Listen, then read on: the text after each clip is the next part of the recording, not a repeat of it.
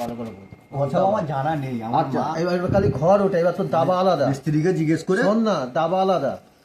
হ্যাঁ, তুমি ধরো 120 টাকা করে স্কয়ার ফুট মারো, এরকম ভাবে এরকম ধরো ক টাকা আসতে দাও। তোর হতে মানে যা হিসাব তুই বলতেছিস, দাবা আলাদা। দাবা ক ফুট হবে তোর, আমি এক্ষুনি তোর হিসাব দিই। আবার 7 ফুট না 8 ফুট আছে। আচ্ছা 7 ফুট, কারণ 7 ফুট আর হচ্ছে গিয়ে 12 ফুট 19 ফুট, তিনটে দিয়ার 2 ফুটই ধর, তাহলে 21 ফুট তোর ঘর আর দাবা করে চওড়া। আর ঘর যে বলতি তুই 16 ফুট করে, হ্যাঁ 16 ফুট করে 32 ফুট, হ্যাঁ সিঁড়ি ঘর 10 ফুট, তাহলে 42 ফুট লম্বা। হ্যাঁ এবার তার মধ্যে আর 4টে দেয়াল, সেও 2 ফুটই ধর, মানে 44 ফুট। এইবার তোকে আমি দেখাই, 44 ইন্টু কত হলো, 12 আর 10 22 24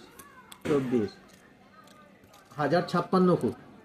আর এই 1056 ফুটে তোকে আমি বলে দিচ্ছি 120 টাকা করে মারো। 120, এখানে কত হচ্ছে বল দিনি? কত? 1,26,720 টাকা।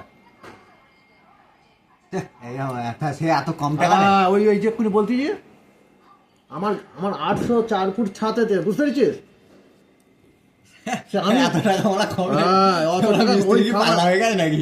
পাগলাই হয়েছে কি দেখ, আমি তো বলে দিচ্ছি তো। আমি তোমার খাতাটা তুমি রাখতে তোমাকে আলিদা দেখাবো। তুই দেখাবি কি? আমি তোর তুই যে হিসাবটা বলতি যে ঘর বল, তাহলে কি বললো, তাহলে এইরকম ঘরকে নিয়ে দুটো করে নেবে, তাহলে ঠিক আছে। ওই জন্য বলছি তোর ঘর মানে আমাদের